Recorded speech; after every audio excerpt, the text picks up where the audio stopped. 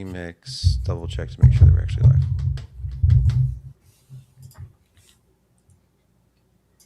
Verify it's you. Well, what do you mean verify it's me?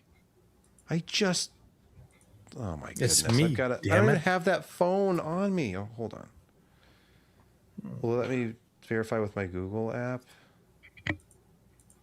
Yes, yeah, it's but me. first you gotta. I'm having to do two-factor right now. Okay.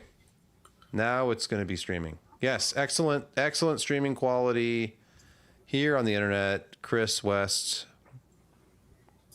Wait, no, I'm listening to myself. Whine. Sorry for the whiny, nasally voice. Wine. It's appalling. I thought I wasn't live yet when I was complaining. We're all Because dead. Google said, you need to verify your identity. Are you real? No, well, I'm more real than Brad. Yeah, maybe. Brett von Heisenberg. Yeah, Brett Vanderstein, whatever the hell his name is. Just kidding, Bront. We miss you. Bront is still traveling, he says. I think that's just code for he couldn't get out of the Turkish prison like he was going to. Hey, look, you can see the edge of the graphics card I was testing at 1 o'clock in the morning the other night. Ooh. I was getting my review ready to be published a day early because I didn't know when the embargo date was. And at around 1:15, I realized I never tested the 570 Ti. I should do that. Yeah. So I did, and that's this. Wait, 570 Ti. 5070 Ti. Okay. I'm way back in the, what was that? That wasn't Fermi. That was. Did they do a 570? I know they did a 560 Ti. They did a 570, but not a 570 Ti. Ti, right. What was that architecture, Josh? It wasn't Fermi, because that was the 400s. No, it was still Fermi, but they Kepler? fixed a bunch Kepler of was things. 600. You're right. Okay. So it's just like Fermi die shrink. Copy text this year's 90% cases. Well, Yeah, it's Fermi Cases 2.0. cases don't take RAM. I mean, unless you want them to be a fully functional system, I guess. That's asking a lot today. Okay. All right. Well, we won't do that. I'm actually kind of excited for this podcast. Some interesting developments, other than just the usual complaining about the lack of memory and storage availability at reasonable prices.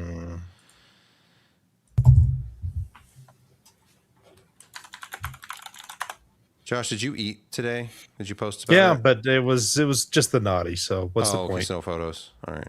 Yeah. Did I eat today? I don't know. You sometimes say that you don't eat for 24 hours, so maybe you ate on Tuesday. Well, true. Well, I definitely ate today. So, interesting. Yes. Fascinating.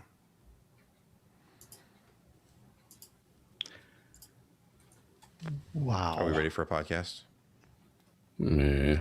Ready for A another Sunday podcast night where you can party. see that I reach awkwardly across myself to mouse because my laptop's in the way. So I just do it like this, and now you can see that my secret has been revealed. I'll hide my hand. That looks weird. Who cares? All right, I'm gonna hit record and let's do a podcast. Let's do a podcast. Let's podcast, guys. Casting of pods. Hey, everybody, get your iPods ready. What? No, wait, hold on. Slight delay. I need to reset the capture device for this laptop as usual. And we lost it. And boom, there it is. Okay. All right. Hello and welcome to the PC Perspective Podcast. This is episode 870. It's being recorded on June 3, 2026. I'm Sebastian Peak. By repute, I'm Jeremy Hellstrom. I'm Josh Walrath. And I'm Kent Burgess. And no, once again, Bront Vanderberg He's not with us. He's with us in spirit. And he says he might even drop by later. We'll see. But he was kind of finishing up his travel. And if you're listening to this, I'm doing air quotes. Then we think he's probably been processed through the He Turkish should just prison. go to sleep. Yeah. I don't know. Just like take a nap. It takes a lot out of you to go through the discharge process at a Turkish prison. So he may need to sit this one out. We'll see. I've seen that movie. Yeah. It's almost as bad as TSA, is my understanding. Let's move into the Patreon segment of this, and it will be brief. It's simply thank you for keeping the lights on, for keeping this podcast going. When Brett comes back, we will have specific shout outs, but until then, just thank you to everyone. And I need to put together like a roll up so we can have like end credits with all the podcast patrons. Really, you're all executive producers in a way, if you know what I'm saying. Josh, Me. food, please. Oh, come on. I didn't. High There's no picture. resolution. It just, no. You know what? I took it to heart when somebody complains, like, you know what? How many times can we see the naughty or the popper? I mean, you just explained it the same thing each time. So I'm attempting to find new things. And when I get new things, I'm going to share them. So just deal with it. Anyway, the fries weren't that great today, but I got the naughty. But it was well built. They did a lot of jalapenos, and the bacon was good. But anyway, that's beside the point, because I just explained what the naughty was. Moving along. You know, it's CES time. Well, Computex, really. Computex. That's the Sorry. secret. CES never ends. I'm ordering using Toast, apparently, for Born in a Barn. And the naughty, right here, is there a picture? What? There's no picture. It's $17. And it's not accepting any orders right now. That's, wow. Come on. Yeah. Come on, guys. Sorry. Okay. Don't know what to tell you. But it was tasty. So, Okay. Well, yeah. we've all seen it. I know. It's boring. Boring. Yep. Josh's boring naughty bit. Woot Talk says, Josh, just find a new camera angle. Yeah, just take a picture from under the burger, Yes. top down over the burger, side You can only see the very profile. top of the bun over the... Yeah. That's a great idea, Woot Talk. I'm pointing to my monitor right now. I can right where you said that. I like that idea. I like it. All right. Really tight macro on just one chip. You know, get in tight with the sesame seed. Oh, now we're talking. Yeah. All right, let's move to news because it's Computex. We're live from Taipei with Computex coverage virtually. And our first story, AMD. They have been very busy. As Jeremy writes here, they have all sorts of things being announced, refreshed, reborn, some of them, re-engineered. Renewed. Repriced. Yeah. Yep. And so some of the highlights, we will talk a little bit more about the 5800X3D's triumphant return in a slightly different form, but with the same specs, essentially. And we will also talk about the Radeon RX 9070 GRE at a very interesting price point. But any other takeaways from AMD's announcements? I didn't really read too much about the They FSR. kind of Pseudo reiterated. DLSS. Well, didn't they reiterate that they're going to be releasing the frame gen for 7000 series next month and then Yes. 6000 series next year? There's more than one way to skin a cat, so it's all Why math. in the end. 6,000 series still? Oh, well. I don't know. feel like they're Because no one stretching can themselves. afford a 7 or Yeah, an 8 but or a 9. they've never been. I mean, a 6800 XT is still a pretty solid Yeah. card. yeah. 16 gigs RAM. I'm not denying that. Maybe they're just Yeah. living up to their promise about the future proofing of the 16 gigabyte cards when those came Well, out a few years ago. I know a lot of people online are often mad at AMD for throwing away support like the original blue 7 nanometer Radeon. What was that one the called? Frontier Edition. Yes, Yeah. that there are people that are upset that that's no longer really supported, and I thought, well, That's how many people GCN. actually bought those? Actually, it's not So- GCN. It's Vega. Yeah, Vega. it's 64 Vega. with more RAM. Yeah, but they didn't they release at the beginning of this year a new driver that did support them. I can't remember. Anyway. The new legacy driver, Yeah, people get cranky. quite possibly. Wait, what was Yeah. the? I've forgotten already the name that they gave to the current architecture, the sort of revision of RDNA 4, but now it's not GCN, it's It's CDNA is the Oh, that's compute. right. Yes.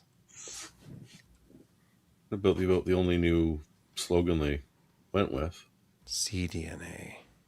Yes. Okay. Well, The AM5 chipset is good for the next 3 years or so. that's right. They said 2029, Yes. Yeah. so that's 3 years. But And that was released in 2021, right? Yeah. That's kind of the insane. some insane longevity there. Yeah. okay. But hey. Speaking of longevity and going into our next segment of the next part of our AMD news, the re-engineering of the 5800X3D. It turns out Tom's Hardware did some sleuthing, and they found that the 5800X3D's return was not a simple matter because when they moved to the new stacking process at TSMC for the 7800X3D, TSMC took the original line down. SOIC, System Yeah. on Integrated Chips, hybrid that bonding line- technology. So with that process offline, they couldn't continue to produce the chips. So when the memory shortage happened, they couldn't just say, "Oh, let's just sell a bunch of 5800X3Ds." They had to get that back up again. They had to re-architect the 5800X3D to use the 7800X3D stacking tech, basically. So that is why we had this long period of time where the 5800X3D was no longer available. And it's back because they re-architected it. $350. Yep. Yeah, it's back. 350. It's It's a what, godsend. June 16th? Or no, 340. No, 350, right. It launched at 360. For anyone on an AM4 board or looking to build a computer from scratch and just save money and use DDR4, you can actually buy the best DDR4 gaming CPU out there. Once again, And somebody asked, and this is a common question, is will that improve the performance of the 5800X3D with a slight re-architecting? And the answer to that is no. It's Well- just a total it could No. improve thermals slightly. possibly. So maybe the boost will be a little bit different. I hope it doesn't. It because wasn't then I like would- that chip got hot anyway, though. Yeah, Yeah. because it was Yeah, I mean, it was pretty pretty- low clock. pretty firmly capped at 120 watts. So maybe it has more headroom now. Maybe it could be overclocked. Yeah, We'll well, see. it's a great upgrade for anybody who, missed out on it the first time and don't want to go to AM5 and DDR5. Keep that in memory. Yeah. All right. Speaking of memories, do you recall when the 7900 GRE came out? It was 2 years ago. And at that time, I'll pull up that review. At that time, February 26, 2024, there was a 7900 XTX for $1,000. There was a 7900 XT for $899. And then there was this 7800 XT for $499. So they brought out the 7900 GRE for just $50 more than the 7800 XT. Just not to a market near you. Right, not originally, but with specs much closer to the 7900 XT, which was $350 more expensive. So it was a different time, and that's a lot to digest and keep straight in your head, but it was a interesting product because it was a really good value for the level of performance you're getting. You had a lot less memory bandwidth, but not really much of a reduction in compute units, stream processors. There was only 4 fewer CUs. Game clocks were down a little bit. It only had 16 gigabytes of RAM, but 256-bit bus, really a solid card at that time. $549. Now keep that price in mind because yesterday the reviews went live for the 9070 GRE, the return of the Golden Rabbit a little more than 2 years later. But What time did they go live? I don't know. I may have published a little early because I didn't know what day it was, but they made the announcement. I'm like, oh yeah. And I published the thing at 9 and it wasn't anyway, the next day at 8. I'll just cut all that out. So the new Golden Rabbit edition, just like the last one, is $549. But if we look at the lineup, we have the 9070 XT, which supposedly launched at $599. We all know what happened there. Then you have the 9070 at $549, and now the significantly slower 9070 GRE at the same $549. In fact, when I published this review, the 9070 non-XT was selling for about $599 on Newegg for a new card. The 9070 GREs, depending on what region you are in, are more than this, and they are a slower card with less memory. So this I described as a sort of ambiguous pricing strategy from AMD because, as you know, they launched the 9070 and the XT at sort of fake MSRPs. $549 and $599 were only when AMD stepped in. I'm speculating here, but only when they stepped in and actually provided rebates. And then the places could sell them for those prices. They were immediately $100 over launch MSRP and often significantly more than that. And currently the cheapest you can get the 9070, like I said, is $50 over their supposed MSRP. So if you can buy a 9070 GRE at $549, it's still only $50 more to get a better card. And I'll just skip to the results here to show you the 9070 GRE in Steel Nomad, for example, a good overall modern benchmark. It's neck and neck with a 5070. So that's pretty good. But it's slower than a 7900 XT, and it's significantly slower than a 9070. So it depends on the test. In something that is more DXR, more real-time ray tracing focused, like 3D Mark Speedway, then it's even worse. It's second to the bottom in all these charts, right ahead of the 6950 XT, and that's where the 7900 GRE was. And I couldn't retest that card because I had to send it back after that review 2 years ago. But that card was only a little faster than the 6950 XT. This GRE 2 years later is a little faster than the 6950 XT. So it's not much of an upgrade over the old GRE, and it's the same price, and it's been more than 2 years. That's the kind of market we're in, where it kind of doesn't matter if you can get it at a decent price. And I hate it, but it's true. In the last 2 years, we haven't seen much in the way of new graphics cards. You're right. It's like anything. Yeah, if you'd ever been able to get the 9070 at MSRP, that would have been the buy of the last 5 years in graphics cards. Oh yeah, But it was 9070 just XT never at there. MSRP, and yeah, this thing is Oh great. yeah, and the XT as well. Because at least in Canada, and it was similar to the States, the price difference was not much at all. It was one of those weird where you're just going to give it like $100 separation, $50 separation. Why wouldn't I toss it? Toss that extra money. Nowadays, yeah, 200, that's noticeable. But neither of those prices are right.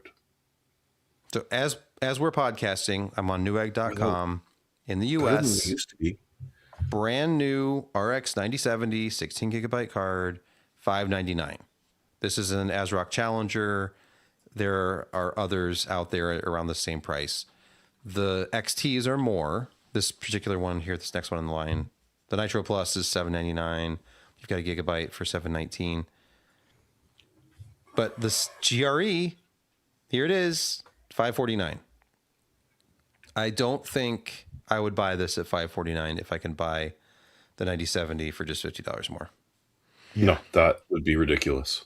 It's like Utterly $50 more, ridiculous. and I get faster GDDR6 with more memory Is bandwidth. that the only 9070 that is available? I mean, a lot of people are not, entirely Doesn't fond look of like it. ASRock for reasons, but Okay, let me arrange. I'm only looking at new cards because Newegg likes to show you refurbished and used now.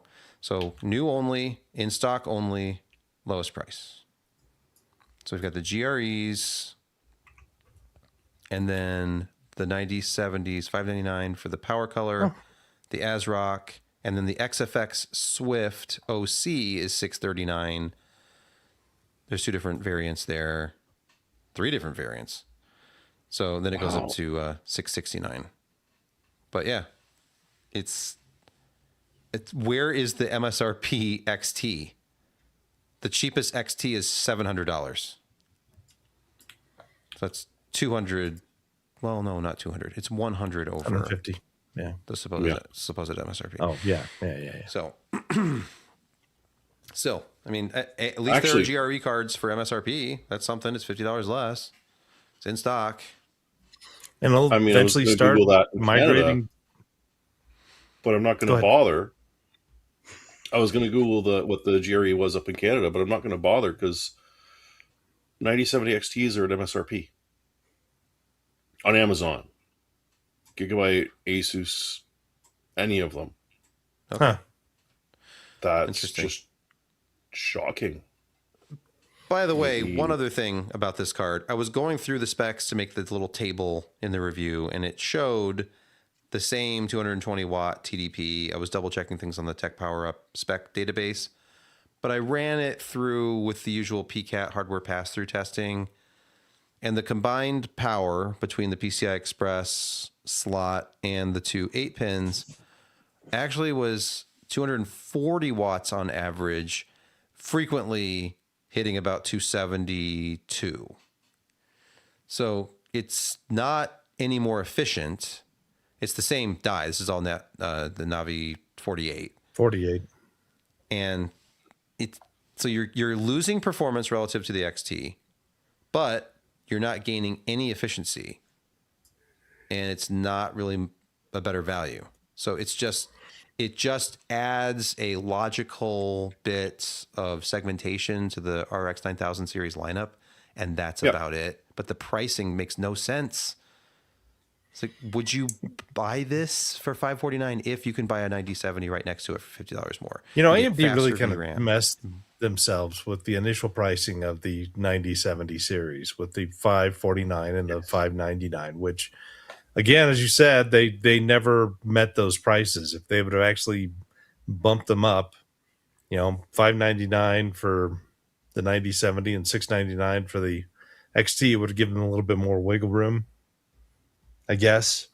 Especially in between, the 9070 to the 9060 XT, there was a rather large gulf in performance and price.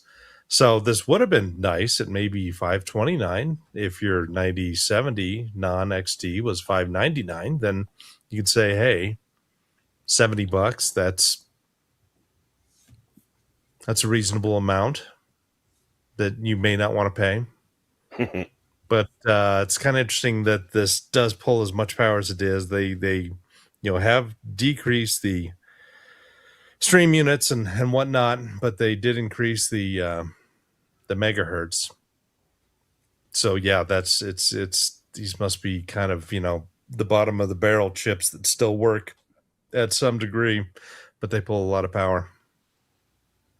A couple of reviewers were having issues, like it was power limited if they tried to play with overclocking.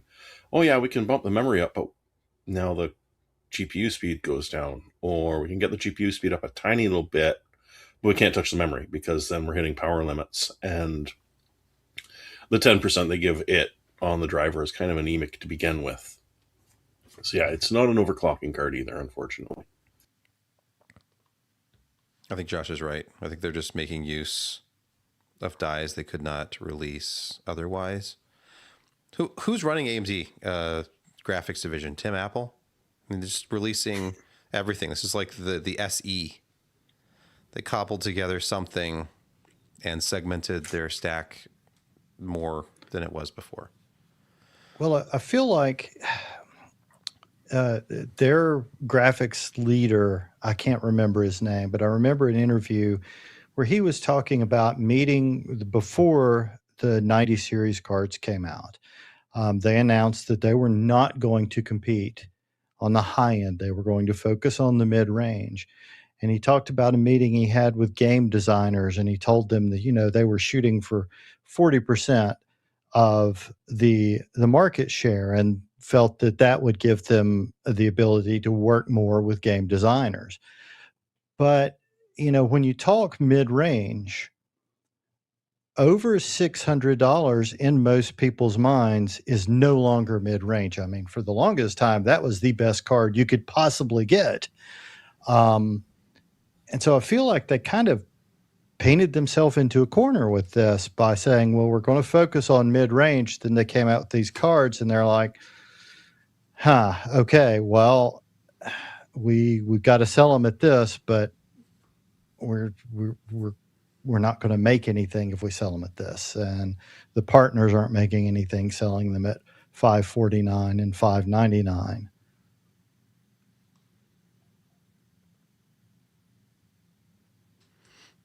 Yeah, they tend to take that position where they're giving users a better value. They're gamer focused when obviously their competition is not anymore. But then actually delivering on that, they seem to stumble more than they should. I don't know who's advising them, but it's funny. We're sitting here, hindsight obviously, but it's like, why would you promise that? Never overpromise and underdeliver. Always do the opposite. Why don't you say, we think this is an amazing value, it's great performance, and it's $699, and then later sell it for $649 if you can, or maybe even $599.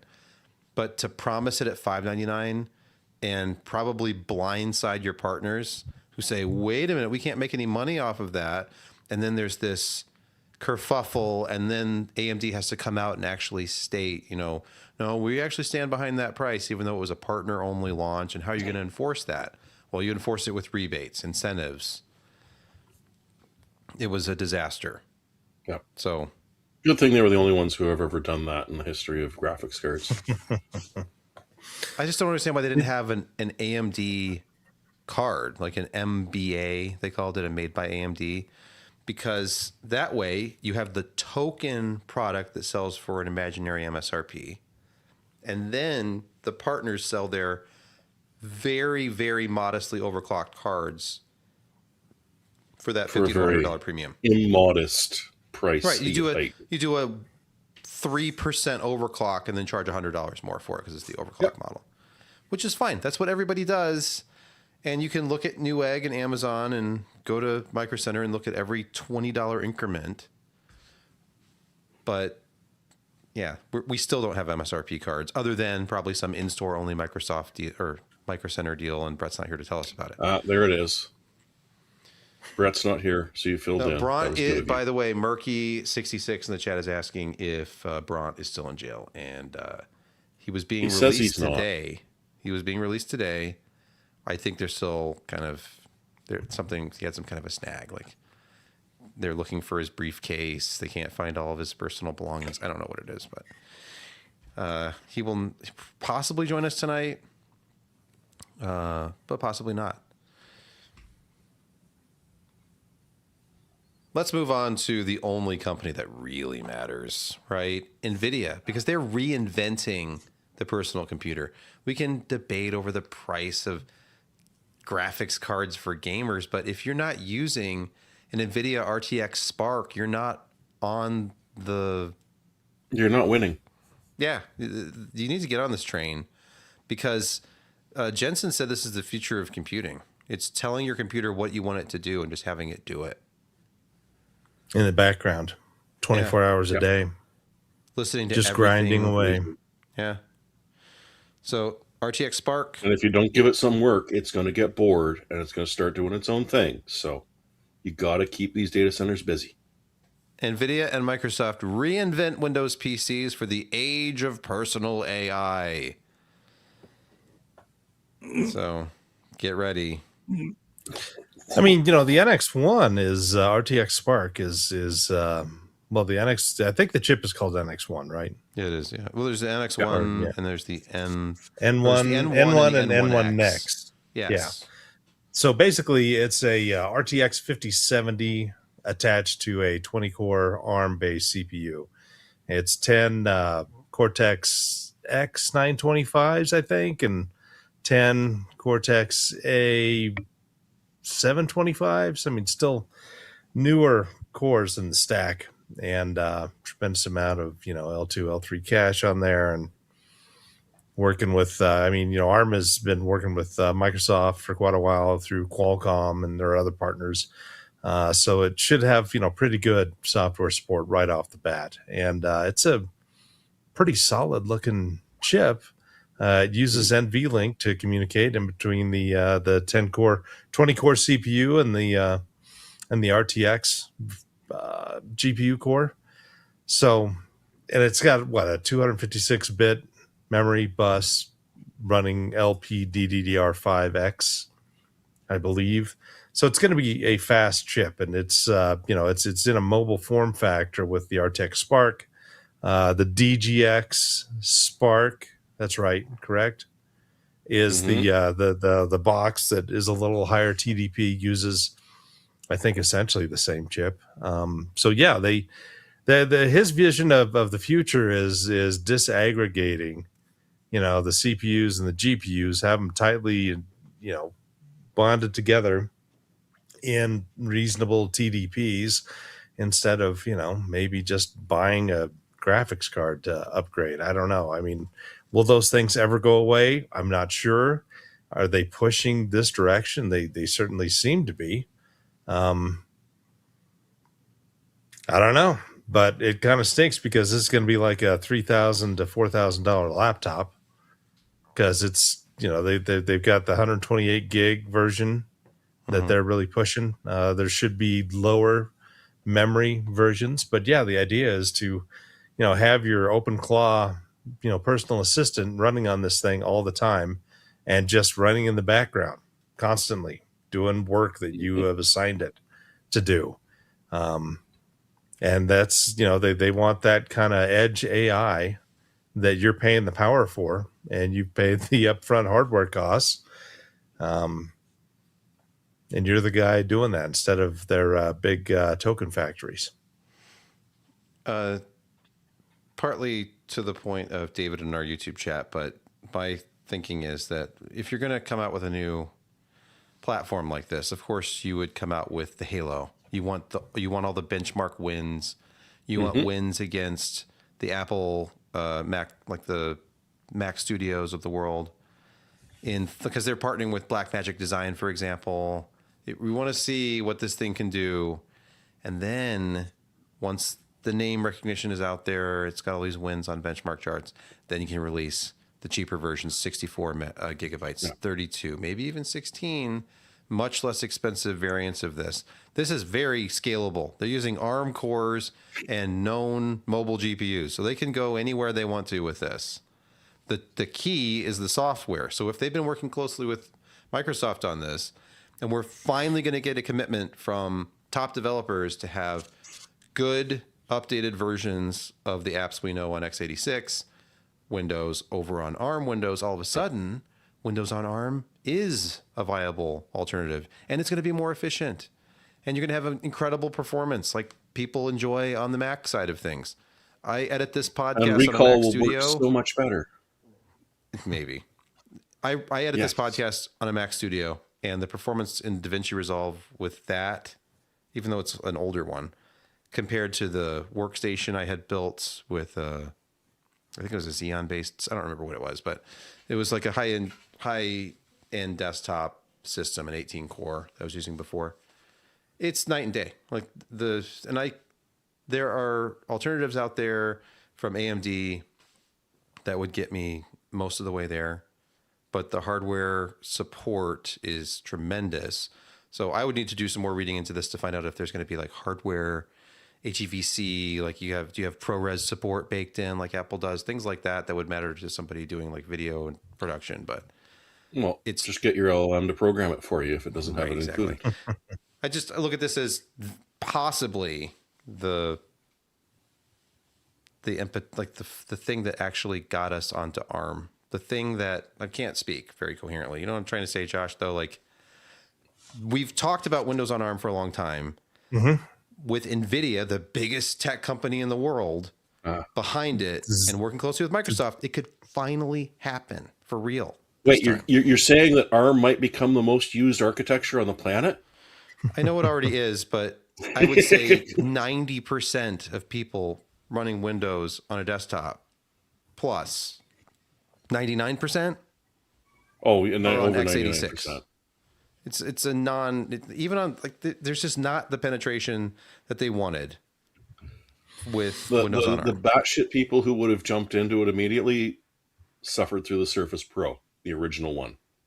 Yeah. And I'm sure are still in shell shock because of it. That was Windows R, wasn't it? Or something like that. Yes. Yes. Yeah. It was not great It was- or well It wasn't received or with Microsoft products. yeah. So I wonder if they're going to go with a different form factor, though. Because I could totally see Jensen thinking along the lines of a lot of the people that are buying the LLM type stuff, they're buying a black box. It's sealed, it arrives, you plug in some input, you plug in some output, it does its thing. Don't taunt it, don't bug it, just let it do its thing. So here's our video processing box. Here is our LLM processor booster. Here, or your token factory booster. And you don't even have to call it a PC. You don't have to refer to it in that way. You don't have to make it a laptop. It's just something you plug in and it does its thing. And occasionally, if you want to, you can connect a monitor to it and a keyboard and ask it what it's been up to. But generally, it's just going to be communicating with you wirelessly onto your main machine or your phone. And literally, people could just buy this little box. You plug it in the corner, power it up, and then you talk to it on your phone. You could save a lot of money on chassis, on screen, on inputs. You could literally just design little tiny, more or less ASICs, but ASIC plus brand new branding of some sort. I'm kind of just watching a bit of the GTC. I'm wondering if that's sort of what he's thinking of. maybe. But they did release a full size developer box True. using RTX Spark, and it starts at $99,999. Yes. What? Very achievable. Okay. Oh, don't worry, they've sold out already. He's got to I'm look sure. it up. Yeah. No, I'm not. I don't. I'm sure it's insanely expensive, but Well, the thing is, when it's that expensive, you don't have to worry about MSRP creep. It's going to stay that price. Yeah, this is for people who can afford it, which is not you or I or most companies. It's the big stuff. It's the Fox Sports wanted to do some heavy duty graphics things, and AI they can that's nothing for them. But yeah, it's a little insane. I guess if you tell a television network they can spend $100,000 and have the world's fastest video, rendering system, then they would. That's pretty cheap compared to how many things they used to have to string together to Yes. render farms. Yeah. Yeah. Okay. So NVIDIA reinventing Oh. the personal computer, maybe.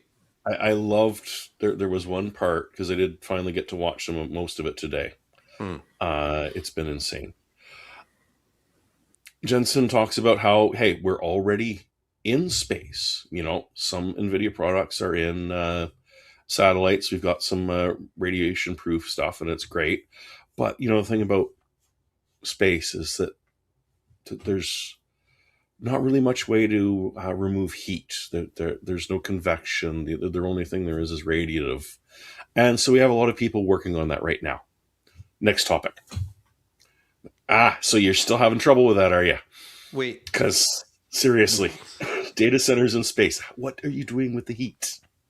But they've got their top mines on it. Top mines. Space is the final frontier. So it might take some time. Wait until they find the Marianas Trench and decide to go down there. Free cooling. Okay, but what about the pressure? We still haven't even gone to the center of the Earth. What if there is another civilization down there who doesn't even know that we exist up here on the surface? All right. We've talked about AMD. We talked about NVIDIA. We have to talk about Intel. Arc? And, no, unfortunately. Via Tom's Hardware, Intel addresses Arrow Lake blunder. Quote, "We needed to build back our reputation," end quote.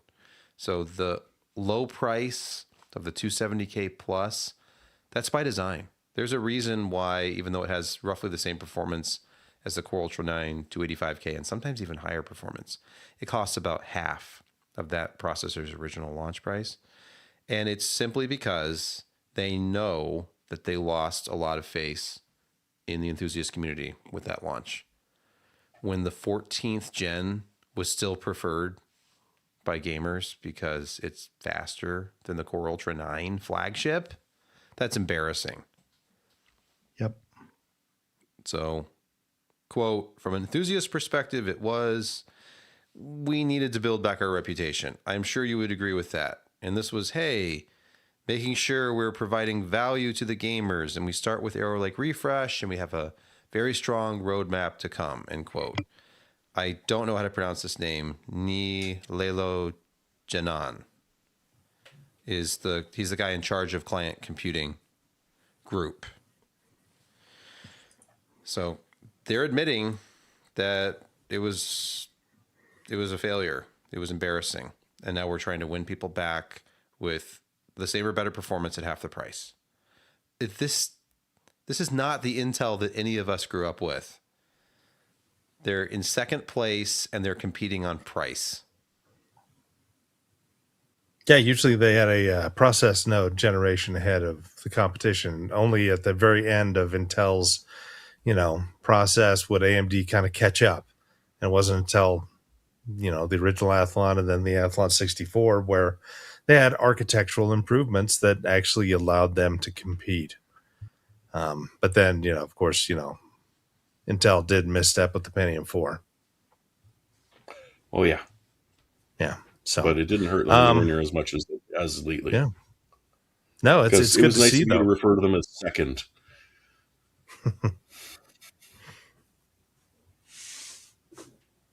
Shall we move on?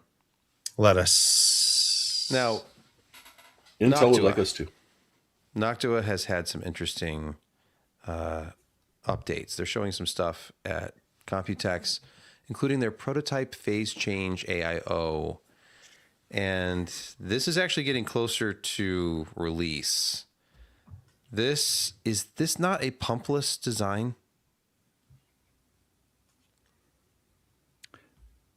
They're Yes, not going to pump you up.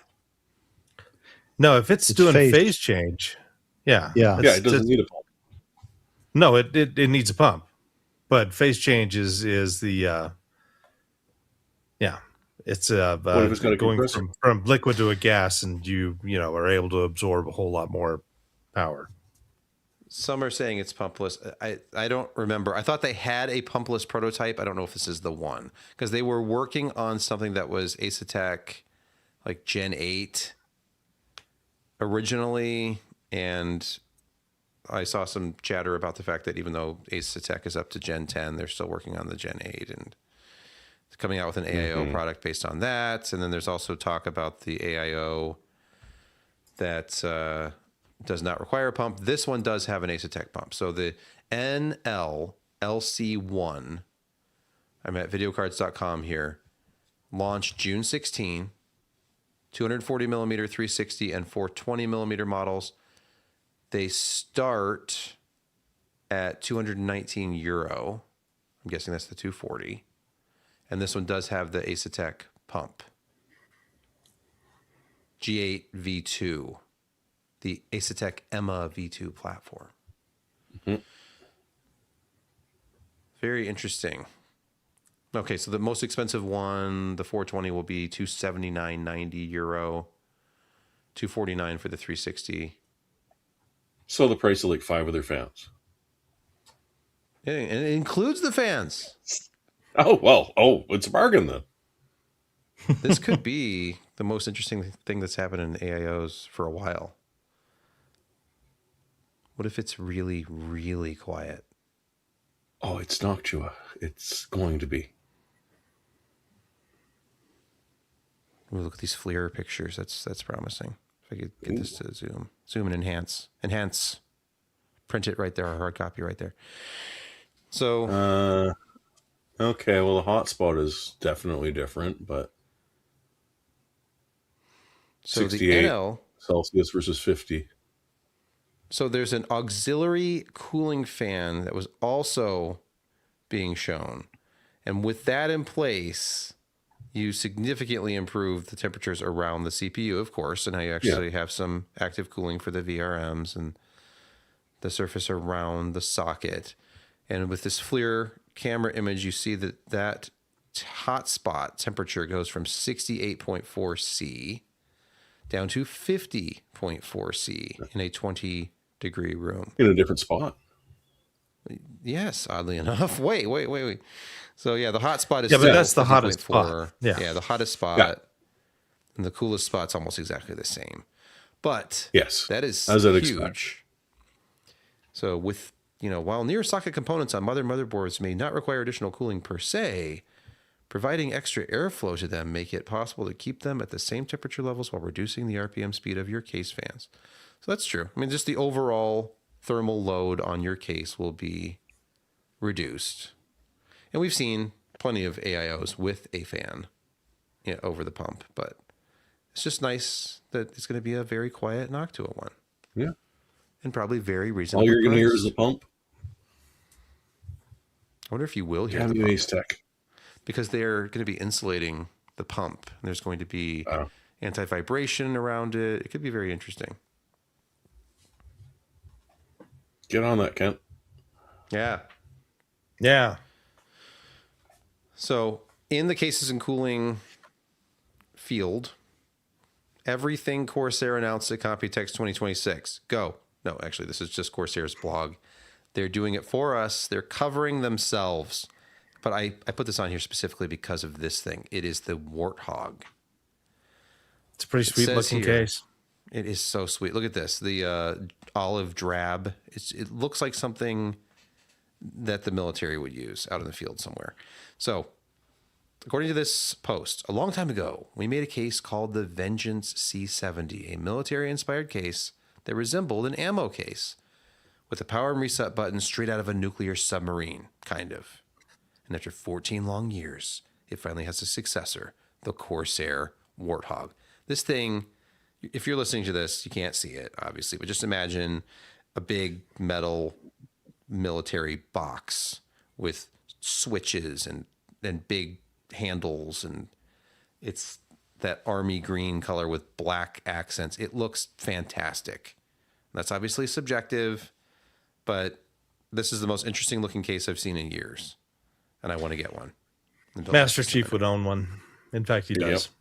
Look at these. They got the metal guards for the power reset. And if you have animals, those alone could be a game changer. Paws Oh, please, will those not be their easily favorite fit toys. in between those metal guards. Maybe your And not cat only won't that, but turn your you power you off. have that you had that remove before powering up thing, like remove before flight. Yeah, Scroll there's a up, tag. scroll up. If you Yeah, see the tag, tag see? in the bottom, Yeah.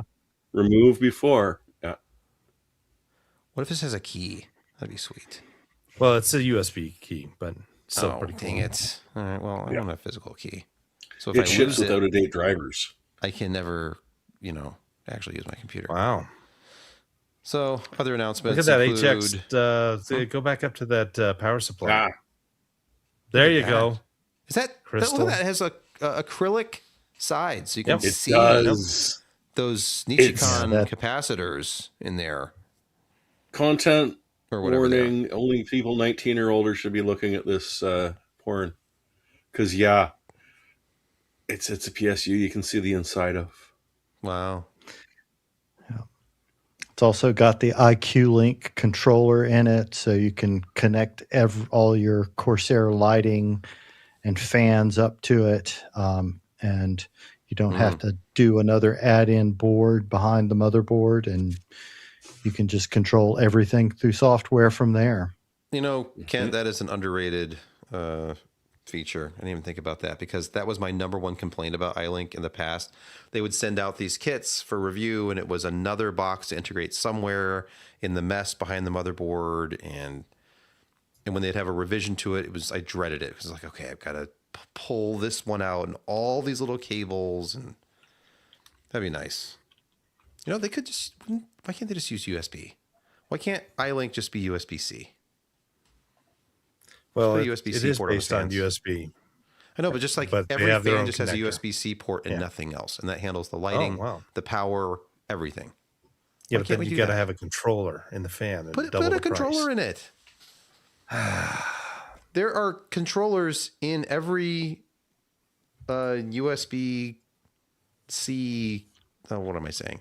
Like there are little controllers in like those USB-C DAC adapters, like 3.5 millimeter adapters. You've got yourself a little DAC. You've got possibly even power supply circuitry in there, or maybe they're just borrowing power off USB-C. I don't even know what I'm saying. But yeah, put USB-C ports on fans. Some LCD screen that also doubles as an AIO cooler. These are getting kind of out of control. This is the size of a large phone now, or at least large by 2016 standards. Yeah, if you like to keep track of things like temp and whatnot, I mean it's handy that way. But I've got one of the Asus ones that they had sent that it's got the the LCD on the front. It's just it's kitschy. At some Not point, you're just not going to have enough functional. space. Not patchy. Depending on where your slot 1 for your graphics is, where is this going to fit? So you put this in an AM5 system. Do you have enough room for this? I'm sure they've allowed for that, but still, not every motherboard is going to like a massive pump screen assembly like this. But it's a nice thick. Look at how thick that radiator is. Nice. That is thick. 40 millimeters thick. Mm-hmm. That is. Those will be some hefty fans. That's girthy. Some high pressure, high static pressure, if you know what I'm talking about. Yeah. So more exciting Corsair announcements were also made, but you can go to Corsair's blog and just Google everything Corsair announced at Computex 2026, not CES. I know. I keep making that mistake, obviously. Younger people may not remember Computex used to happen in the summer in Chicago. I'm sorry. Let me take that from the top. Younger people may not remember this, but CES used to happen in the summer in Chicago. And it was winter In the city. CES that they had in Las Vegas. And they lured people to Las Vegas to go when they obviously had to pick a warm climate that was attractive to media to visit, and now And that's then all they we have. ruined it. Yeah, and now E3 is gone. So where's our June? Not to Event. mention Comdex has been gone for the past, what, almost Forever. 20 years now? Jeez. Okay, we have to talk about a very small development in the power supply space. I hear it's really hot. It could be. So ATX 12VO V3, the new standard drops the 24-pin connector. You will now have an 8-pin connector, and the new CPU connector is half the size. I think it is possible, it's in fact likely. I'm not an engineer, but going from 24 pins to 8 when the majority of the CPU power and the PCI Express power are coming from other connectors, that probably makes sense. And if you have a board with higher power requirements, you can just put an auxiliary connector on the board. We've seen that. And there are plenty of OEM boards. Just think about Dell. If you've ever worked on a Dell pre-built, you know that they often use what looks like a PCI Express connector for the Yeah. For their entire. main There's no power. 24 pin anywhere on those things. Mm-hmm. So, okay, that makes sense, especially for less power hungry systems, but that tiny CPU connector bothers me. And it has a more robust look to it than 12 volt high power. But as systems become increasingly power hungry, why are we shrinking these little plastic? It's almost like they didn't learn a lesson from NVIDIA. It's because you Well, not people only- stop buying new systems. You keep using the same system for years after years after years, and don't buy new ones. So, Well, and the thing it'd be is a pity if also- something happened. Not only are they making it smaller, but the length and the gauge of the internal connectors are also Yep. smaller. So why are we going this direction? Do they really Because we think keep that using the same computer all the time? It doesn't I know die. it's a nice idea, but where is the real world impact of things like the backside connector? It seemed more of just a novelty. The vast majority of people are still using traditional power supplies. They're still connecting things on the front. And now we're going to have these undersized connectors. Yeah. We'll see. No, it's literally designing a flaw into systems and incompatibility as well. Oh, which power supply? Oh, I bought one of the newer power supplies, so it's not actually compatible with my motherboard, so I got to buy an adapter that's totally not going to make things even worse. Maybe this is something that will just be in smaller systems. This actually makes a lot of sense for a really compact mini PC type Micro system that's ATX, upgradable. yes. Yeah. Yeah. Like mini ITX But with something this, that's that'd be gonna- amazing. You could fit another M.2 slot on that board if you don't have the big 24 pin. And That would make big- sense to me. so maybe, especially if what it's we're like, no, up to 65 watt CPUs, don't go crazy. This isn't for, workstations, but we'll see what actually ends up happening. Maybe enthusiast boards will still use the 24 pin for years to come. Yeah, probably. Jeremy, I really wanted to talk about this story because it seems absolutely insane. You wrote this article about Qualcomm's Cristiano Amo going full Borg. And did he really quote TNG? Is it really resistance is futile? 6G Yes. will be required. This is the AI revolution. And not just, a couple of places that, oh yeah, we saw Fortune magazine is even. This is the direct quote. If you actually believe in the AI revolution, 6G will be required. Resistance is futile. You will need 6G to be able to turn everything on the planet into something that is essentially a walking camera. Maybe not a visual camera, IR, sonar, radar, whatever. It's going to take a picture of its surroundings. It's going to know, you're going to know exactly where it is, and where everything where it is around is in space relative to it, and so on and so forth, and it will be always on. And indeed, Qualcomm is looking forward to the deviceless AI agent.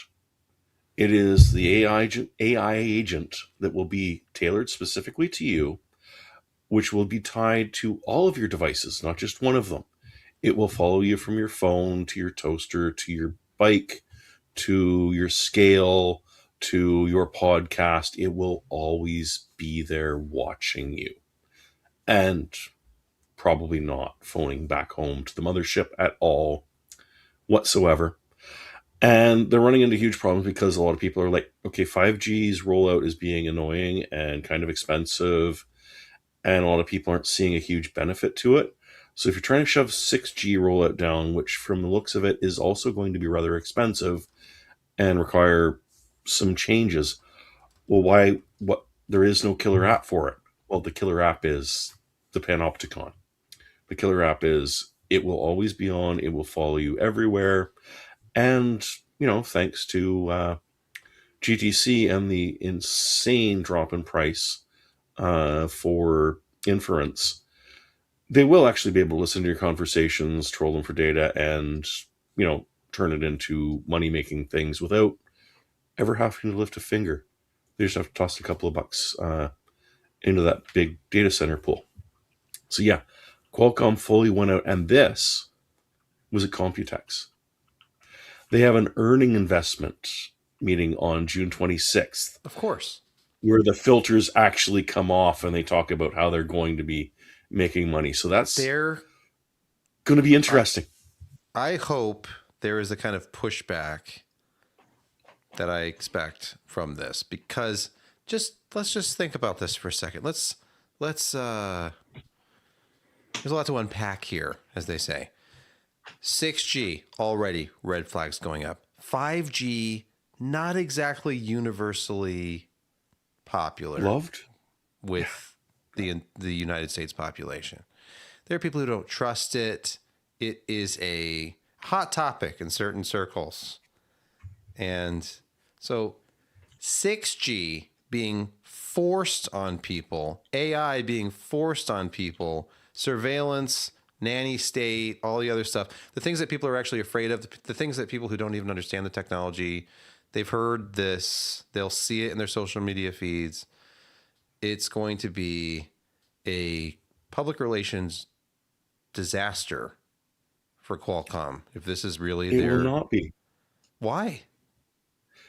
Because you're just looking at it the wrong way, and we're going to give you a free demo of our agent to explain exactly why all of you, what you just said is wrong, and you should accept and even love. And in fact, how could you have even lived without this thing telling you exactly how to live your life? Everywhere I go, and I know I live in the Midwest and I only travel about a 2-hour circle around my house, but still, everywhere I go, I see signs in people's yards.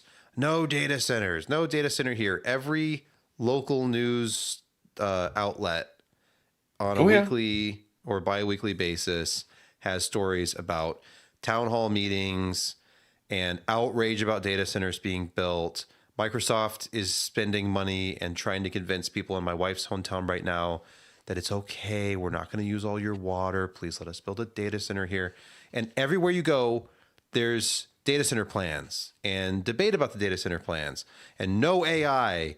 And I feel like AI is getting a very bad reputation because it's going to destroy our town. And it's just unmitigated slop on everybody's social media feed and all over YouTube. The majority of you can't search for anything on YouTube now and not get a bunch of AI crap in the top 10 results. I've resorted to adding, because on YouTube searches and Google searches, you can add like before colon and then a year.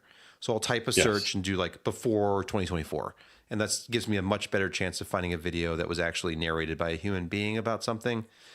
And I've taught my son how to search on YouTube now and Google to try to find things that are not AI generated. And of course, Google has added some flag like a little card that's supposed to show you if it's AI generated. And I was at my in-laws' house the other day. This rant continues endlessly. And on my father-in-law's Samsung TV that does not have an up-to-date YouTube app on it, there are no cards displayed. I don't think there's even a way to turn on displaying cards. So he doesn't see that as he watches 78 AI generated videos in a row that all recommend more AI generated videos. And he's seeing the stuff and thinks that it's real. Hey, have you heard about this? That's fake. Oh, what about this? That's also, what are you watching?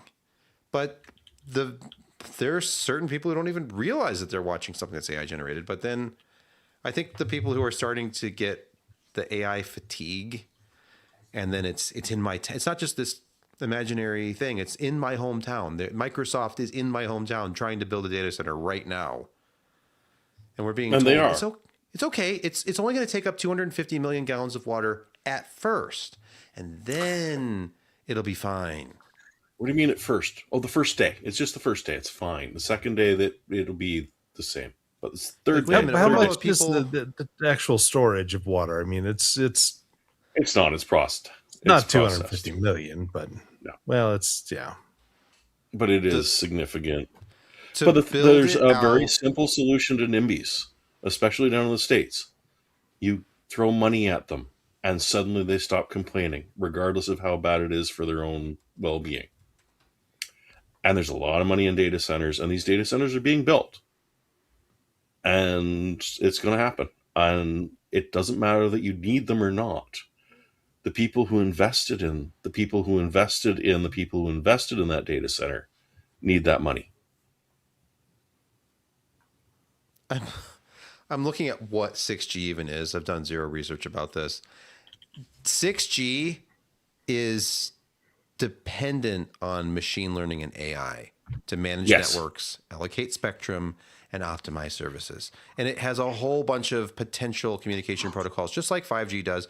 5G is not a technology. It's just like an idea. Like, we want faster speeds and less latency. So here are at least 3 different ways we can do it. We can either do dual LTE streams, like enhanced backhaul. We can do millimeter wave, which is the one that people freak out about because it's microwave technology, even though the AT&T has been using that since I think the 70s for long distance trunk lines.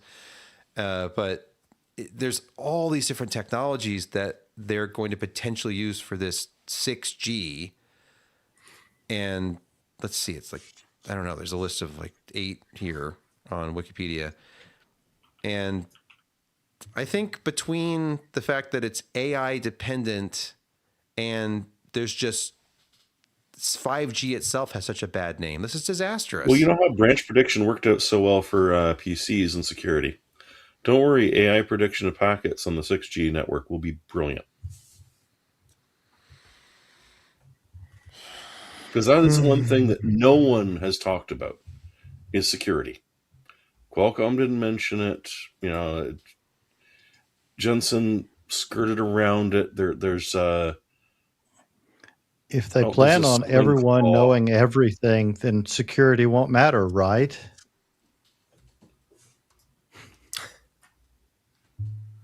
Anyway, you don't hide it. Yes. Let's go to a quick AI profitability update. Is AI profitable? There's a website. Is it profitable yet? No. Unless you're There have been- NVIDIA. Look at this. Money spent since the last page load. It's just counting up. We're at 500,000 and counting just since I opened this page. Total Aren't industry you spend hurting? 613. Aren't you helping the problem though? Isn't this an AI powered program that I have no idea. this website keeping track of AI expenditure? I don't know, but total It industry revenue supposedly 613 billion. I wonder how much of that is actually paid or if it's just promised. Total industry spend is at 1.4 trillion and counting. So, yeah, no, it's not profitable and it won't ever be. Not in this form. Because it's absolute insanity and it's incredibly lucrative for Nvidia. And it's just never going to stop. All Jensen has to do is just name a company now and they become massively profitable for all the shareholders instantly. He said something about Marvell being one of the world's has the I potential to be one of emailed the him world's companies. and asked him to mention us, and it didn't happen. Okay, Didn't work. So PC Per, possibly the next $1 trillion company. Jensen might have said it. I don't know, when he wasn't signing Maybe. people's wallets and things like that. All right, let's move to an actual story about computer hardware. This is a monitor, and this is With actually, AI. this is pretty funny. Yeah, AI powered monitor from MSI. Now they had announced this with special AI abilities that would do things like zoom in on your opponents and highlight them, and dim the screens, to emphasize where your opponent was. And anyway, so some of those things were absent for some reason at Computex.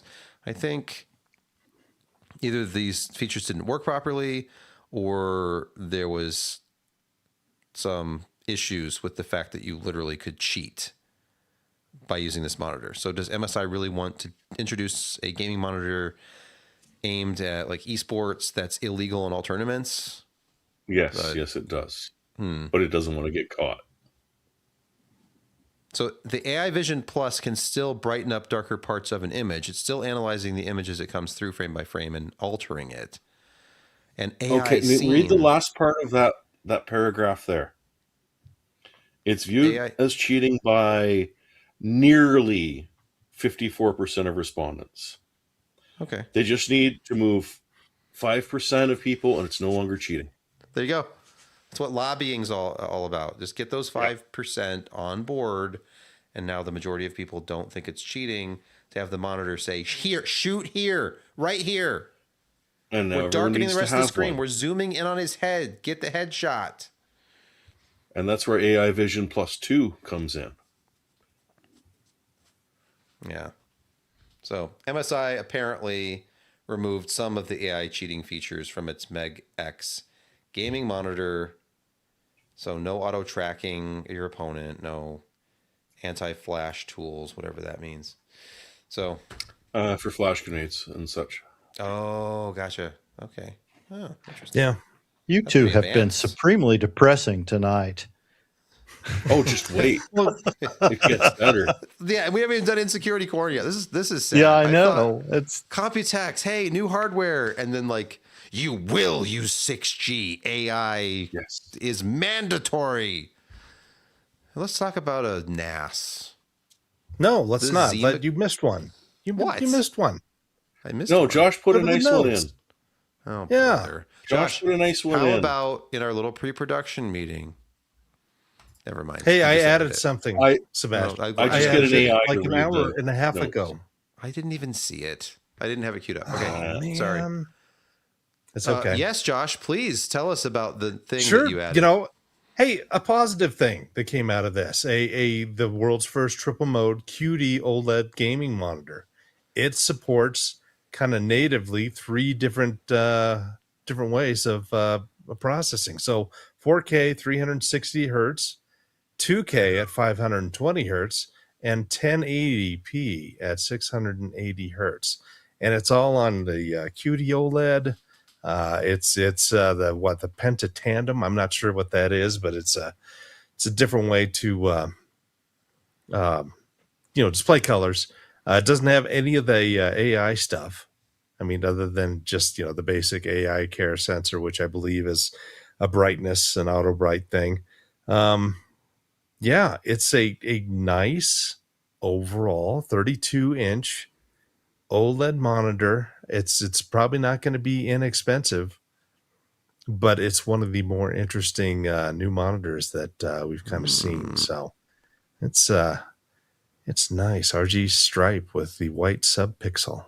That is awesome. And it's got the Dark Armor film. This is very similar to what Asus ROG was doing with their last, I wonder if it's the same panels, because it's the Probably. WLED, W OLED. So it has the RGB stripe, and it has the special coating that provides deeper blacks and Yeah. better reflection. And helps you with the, reflection what is it, resistance. HDR 8000. That's just crazy. The No, fringing. it's That not was quite, yes. but it's insane. This must be the same panel because it has the reduced color fringing for text. That's a big deal. Yeah. Excellent. Because that So was we have always one of an competition. issue with OLEDs is text, right? Or at least some Depending people had. on yes, depending on the subpixel pattern, not all text renders legibly. No. I've been very happy with my 49-inch ultra wide. Was it an LG or Samsung? I think it was Samsung. Yes, Samsung. It actually does text really nicely. But moving along. Yes, moving along to that story about a NAS. Do you need blazing fast NAS performance? Zima Cube 2 Pro. Now, Zima is more than just a clear beer.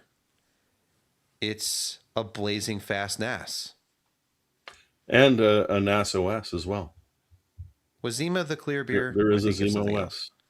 I feel like No, Zima was the clear alternative to beer. who was the guy who did the commercials for it?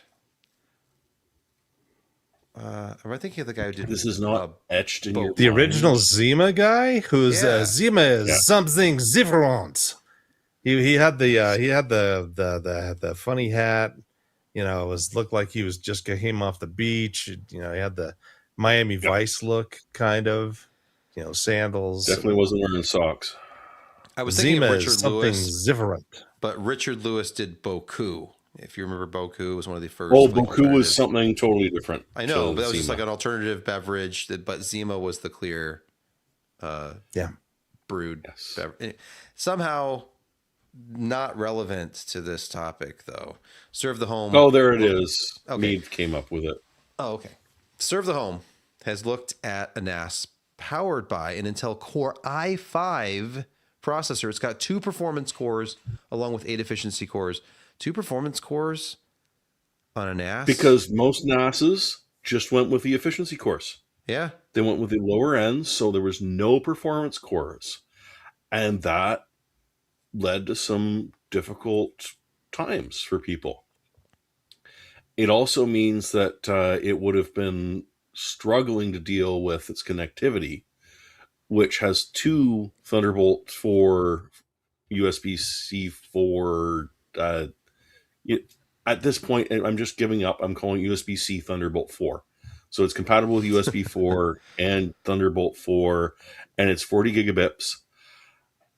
And it also has 2 2.5 gigabit Ethernets and a 10 gigabit Ethernet. So the connectivity on this thing is obscene. I just hope you've got the drives to populate it, because Yeah. that's just going to raise the price ridiculously. And already it's got 16 gigs DDR5 4800, so expensive but not ridiculously so. And the native, what it does ship with, is just a 256 gig Gen 4 SSD Well, to handle whatever OS you want Yeah. to throw on it. It's got Zima OS to begin with, but it'll handle whatever you want to throw on it. The problem is, can you afford a half dozen SATA 3 drives and 4 Gen 3x4 M.2s? Because that's going to cost you a lot of money. looks like a custom custom mini ITX motherboard from the looks of it. Half height expansion. The board has, like you said, the 2 2.5s and the 110. Very interesting. And I love the look of it. It's a nice, just sort of short monolith. It looks like a Next Cube, Yeah, kind of. sort of, depending on the angle. So what's the performance like? And I probably don't even want to know the price.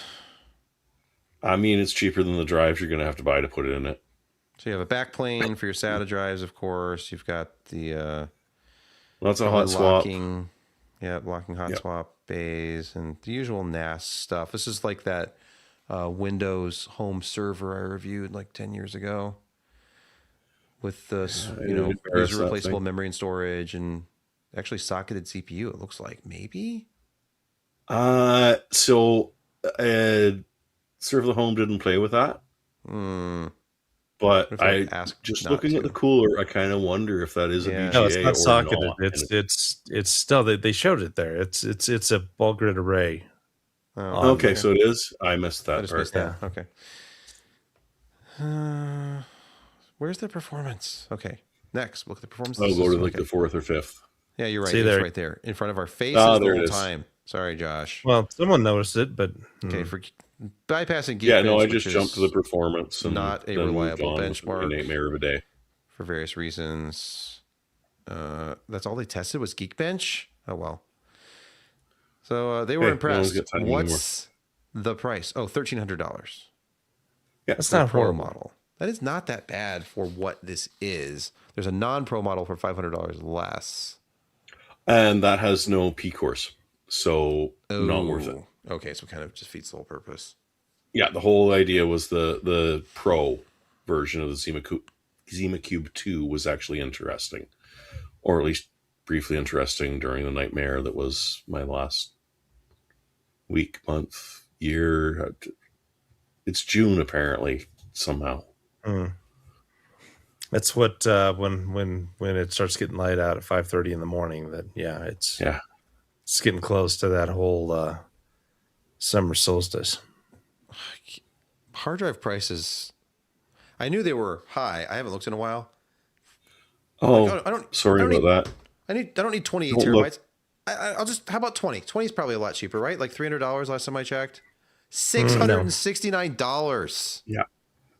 Even if you wanted to shuck it from an Elements, that's $586.99. Yeah. My goodness, I have one of these Elements that I use as a backup, but maybe I should chuck that drive and. How much are those selling for? That's insane. $500 plus for a 20 terabyte drive. I don't even want to look at. 8 terabytes for 250. 250 for 8 terabytes. Oh, okay. All right, storage has been hit. Okay. That's too. This is too. Okay, depressing. let's go on to fun things with Yeah. Insecurity Corner. In Security Corner. We've been streaming for well over an hour at this point, and we're just Damn you, Computex. let's see. Our first story. See, it's not much fun without Brett.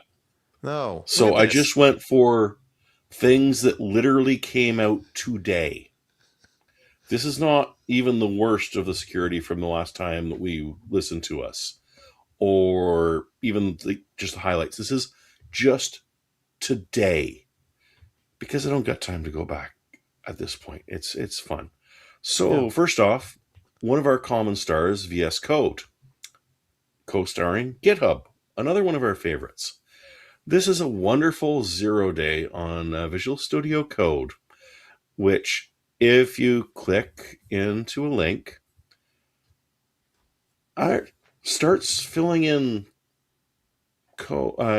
commands into your VS Code instance that you're not doing or even noticing, immediately grabbing every single one of the tokens you're using to verify onto the GitHub repositories that you own, so that whoever it was that just gained access to those session cookies essentially can now do whatever they feel like to that GitHub code until they rotate. And again, this is just, you've got VS Code open, you hit a website, and it starts typing stuff you can't see or stop to be able to fully grab ownership, or at least temporary ownership, of your repositories or any that you've got edit levels to. Make those changes and just spread itself in its merry little syphilitic way. Next up, Acer. We told you, don't hard code credentials. We told you, but did you listen? Oh no, we're too good for that. So if you're using one of their mesh routers, specifically the Wave 7 series of mesh routers, there's two of them, 2 0 days. One lets unauthenticated attackers get access to some log archives on your router, which apparently store your credentials in plain text for their convenience, not yours. It's just brilliant. It's literally something inside the firmware that gives your login credentials to whoever it is that wants them, even if you change them. But don't worry, they also hard-coded a cryptographic key into the frickin' router, which will let anyone who has the knowledge of what that cryptographic key is persistent backdoor access to your router. Turn it off and on again. They still have it.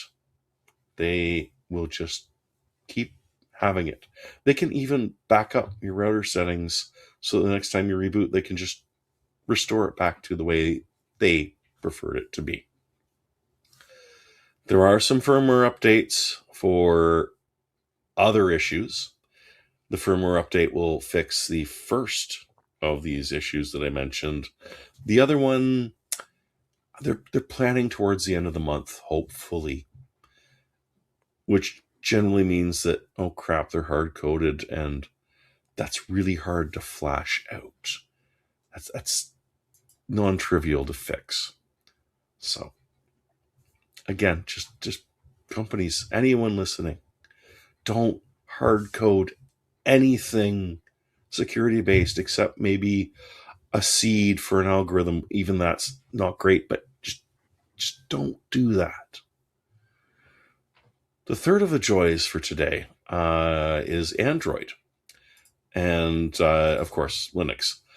A bunch of the stuff that we've warned you about over the past month, these horrific exploits, which are affecting just about every Linux kernel from like all the late 4s straight through the 5s, are now being actively attacked. People are out there doing it, and if you haven't patched, or Lord forbid you've forgotten about some little box somewhere on your network that does some heavy lifting that you've just forgotten is still there and haven't patched, yeah, it's being exploited pretty much right now. Google did release something for Android.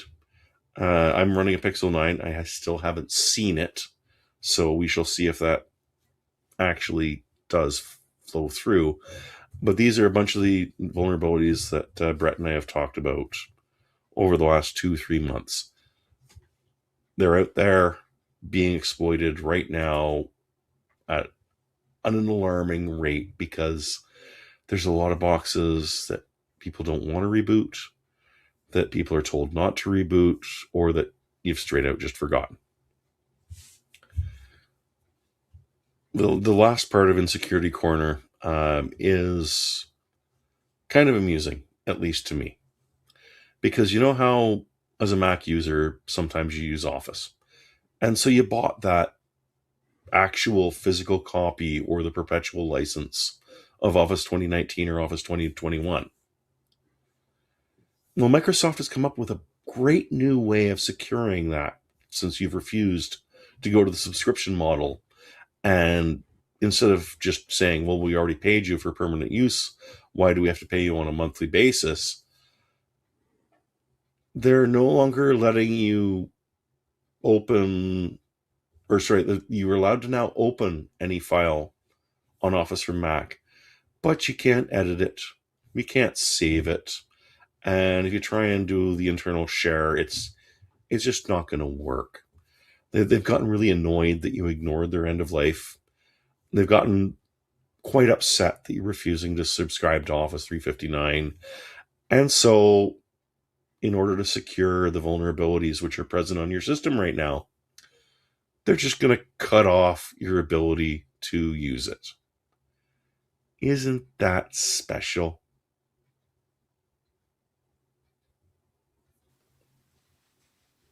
You know, as one of these cranky people who refuse to subscribe to stuff that I could possibly buy, this is everything I feared. Just making it impossible to own anything.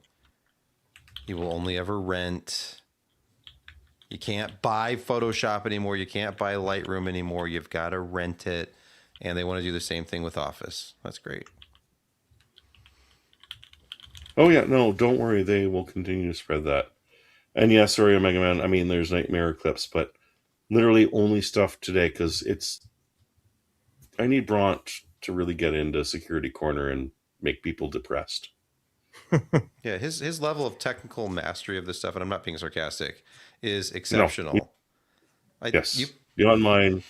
And you just don't want to listen to me monologue for 20 minutes. It's not something anyone wants.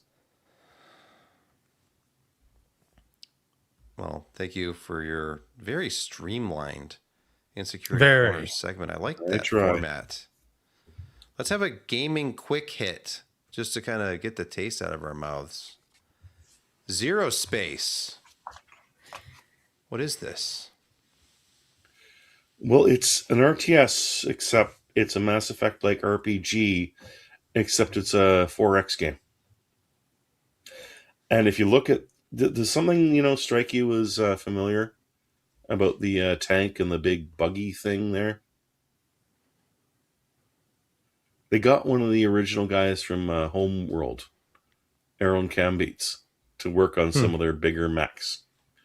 So they've got some the trailers that they've shown. There's some of action where stuff is moving around, and it's like, yeah, I've seen that before. That, oh right, yeah, Homeworld dude. So I don't know. This could be like the recent release game that tried to shoehorn everything in and is actually slowly patching its way to playability. And I might try at some point once they have. Because if you're trying to do StarCraft top-down fighting, or maybe Starship Troopers top-down fighting, because it does seem to be humans versus hordes of bugs. But at the same time, they're saying that, behind the scenes, when you're doing things, you'll make choices, and choices matter. Rock, Paper, Shotgun refers to it as like Mass Effect-like, so I'm guessing the choices matter in a cosmetic way at the end of the game. And PlanetSide 4X type permanent map where you're fighting battles to take territory and lose territory. So it could be interesting as long as they don't try and shoehorn too much into it. It certainly looks pretty. They've certainly got a lot of big names behind it. There you go. That's a clip from one of the videos. And for our audio listeners, you're looking at what would happen if you took a Homeworld ship and stripped it down and turned it into a walker. So it looks pretty. It looks interesting. They have a huge single-player campaign. So I really love that fact, which is why I brought up, why I posted that there. So yeah, we will see how it goes. No release date that I know of as of yet, but keep an eye out for it. It will either be a garbage bag full of just too many things that they snip pieces off of and tried to shove it together into a single conglomeration, or hey, it could be really fun.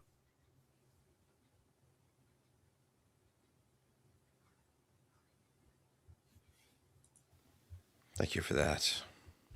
You're not Who welcome. has time to play games? Who plays games anymore? Not you, Mr. I never finished Skyrim. Never. He's a racist. He races quietly at night. Oh, race. I see what you're saying. He races. I did get Forza Horizon 6, so it's a good game. I'm gonna see you pop up every once in a while. Yeah.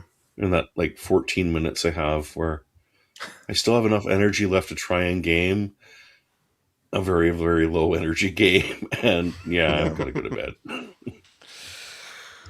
I'm very interested in the new 007 game. I've heard very good things about it so far. I've not picked it up just yet, though. Are you going to be able to Same pick thing them with up? the I know that Indiana much. Jones is I've another heard one that things apparently about is it, quite good. too. But Yeah, maybe we should maybe I'll actually pick start that up on sale. playing games as a staff. We should all play games. And You know, then we have had that big racing thing, and a lot of people showed up. Remember that? I think I linked that some episodes back. I don't know. Oh, But you did. You had a whole Yeah. It's like 3 What do they hours call them, of pretty frames? serious racing and dirt rally. We did rally cross in there. That was pretty full. Then Project Cars 1 or 2, but yeah, we played that, and I was trying to, it was just Crash App Derby. It was bad, but it was still Yeah. fun. So Hey, there's if always you could survive the melee, Yeah, there's always a UT 2K4. yeah, we used to do that as well. A lot. Think about it, Sebastian. You can have the hub, and we'll all just stream and game in an open night. Just come to my house. I'm building a LAN party setup in my Room? basement. So Nice. I used to have one, and then my wife took it over. no, my wife is openly encouraging me to do this penis? as long as it's in the basement. But it's a finished basement. So in the new house, it's like, actually, I don't feel like I'm in a dungeon anymore. And I've got some tables, the stuff I used to have for the PC per set at the other house, and then our old dining room table. She's like, just use that for the gaming table. So it has these 2 leaves. I can make it really big. So it's going to have a PC at each end, and then 2 in the middle facing away from each other, and then 4 chairs so we can have 4-player LAN battles. Nice. Yeah. Do you actually have friends who live there? Do you have friends? I have a few friends, but I not used to really have friends. not really the kind who play LAN games. And then your wife took them over. It's like I've got friends who like literally don't play video games, and I have one friend who basically only plays video games as his hobby, but he's not into like LAN gaming. He plays like MMOs and stuff. I know. I moved. I have friends. No, none of that is true. All right. It's time for picks of the week. Josh, please get us started. Me. You know what? I'm kind of a sucker for reasonably priced, pretty decent quality mechanical keyboards. So this is the Red Dragon brand, which I believe is Newegg's kind of built in like Rose will, but Red Dragon, or am I incorrect in that? Anyway, $39 and you can get $5 off. So $35.99 for a reasonably priced linear quiet red switches, or you can have the tactile brown switches. Doesn't matter.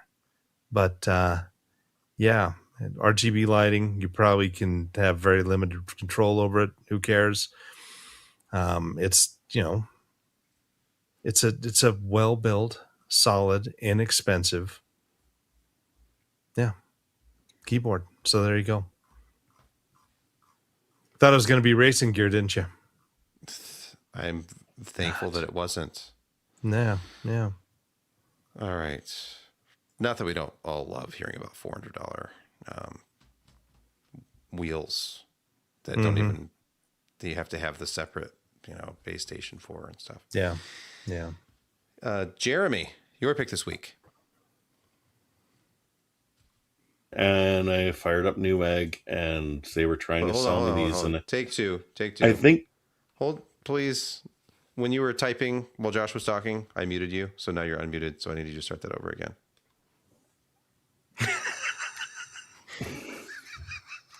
All right. Am I there? Yeah, you're here. You are. Can you hear me now? I can hear you. Can you hear me now? Yes. Sadly. Okay. Yes, right.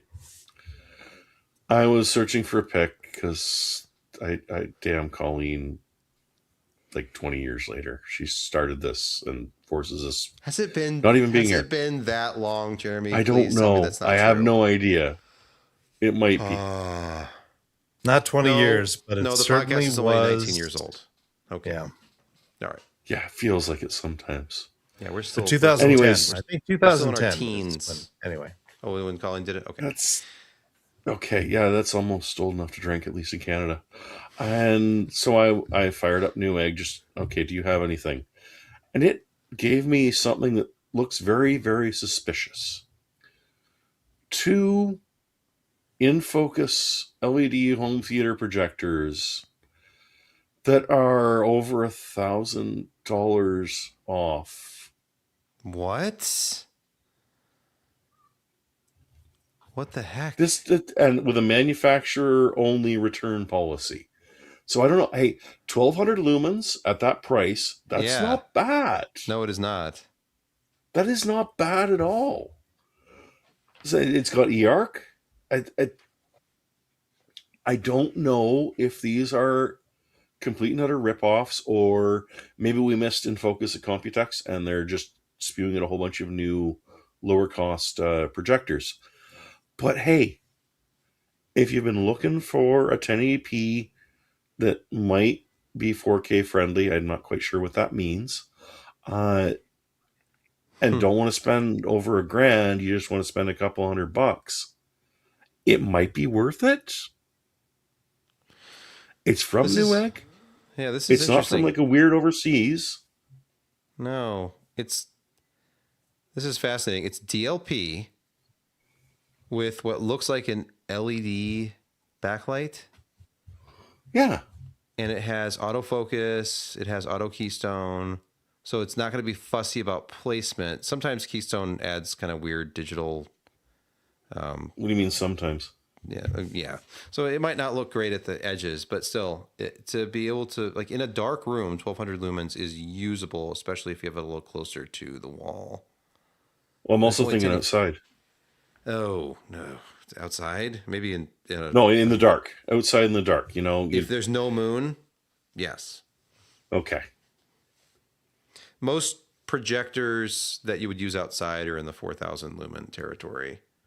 Fair. But I'm just like, it's cheap enough you wouldn't be It's cheap enough terrified just if to something play with happened it. to it. This was $1,749 when it came out, and I can see part of the reason is that it's a native 1080p thing. It's only HDMI 2.0, so it's ancient in modern home theater.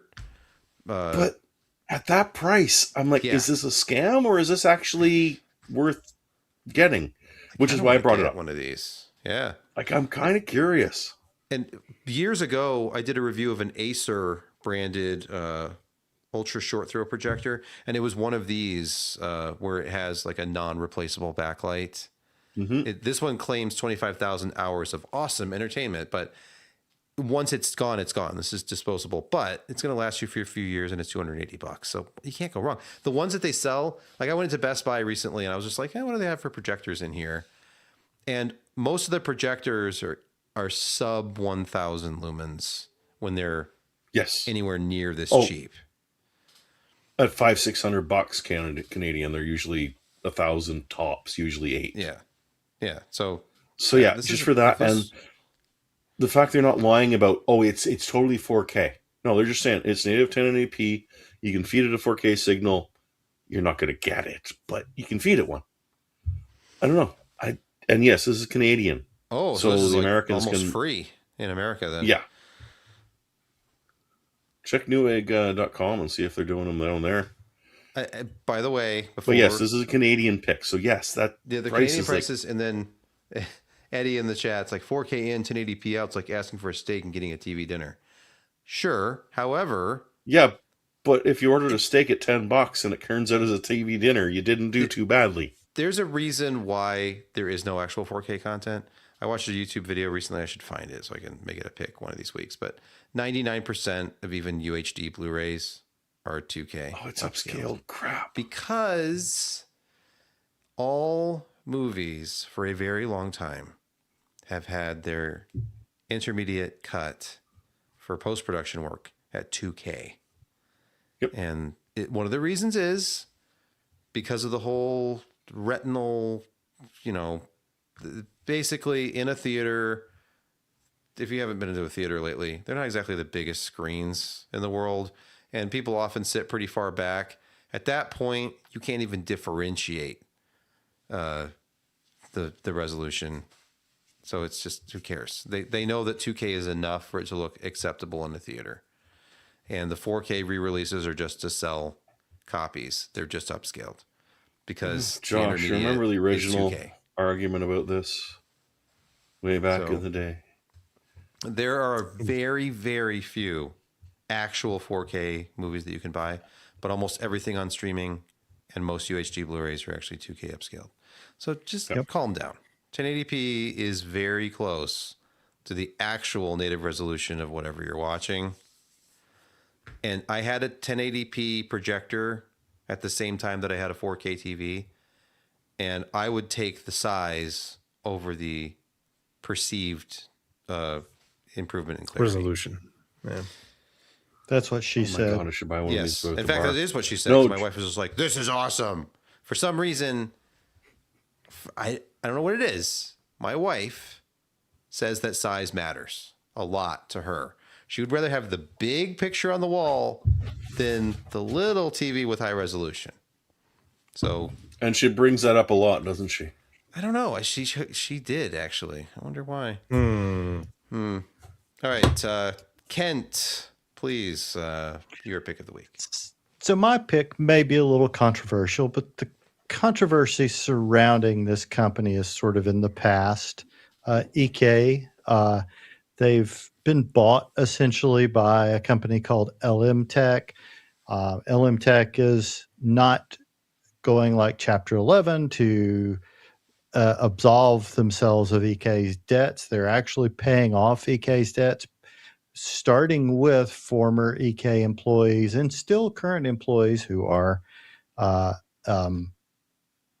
still owed money. They're paying that off. They're paying off the debts, paying off distributors, et cetera, et cetera. So with that said, I did maintenance on my wife's custom loop. This loop was built in March of 2024, and normally I try and do loop maintenance about every year. Just with time and everything else, I haven't been able to do it. I was monitoring the system. It's actually behind me now. And there weren't anything, Oh, so this nothing isn't looked out of innuendo. place. What's that? This isn't innuendo. No, it is not. Oh, you threw me for a loop there. Nothing looked out of place or anything. But when I drained the old coolant, I was absolutely shocked. This coolant was over 2 years old. There was no buildup in any block or in the radiators in this system. Everything looked brand new almost. It was beautiful. I was shocked at how good it was. And while it's a little expensive still, I am recommending the EK CryoCool coolant based on that result. It was astounding how clean this stuff was. After over 2 years in this system, the color had not fallen out. The old coolant coming out was slightly darker than the new stuff that went back in after I flushed the system. But yeah, the blocks, the radiator, there was nothing that came out of the radiator when I cleaned it. The blocks looked perfect. There was no crap caught in the micro fins on the blocks. I'm shocked at how well this coolant did. And after that, I highly recommend it if you're doing water cooling.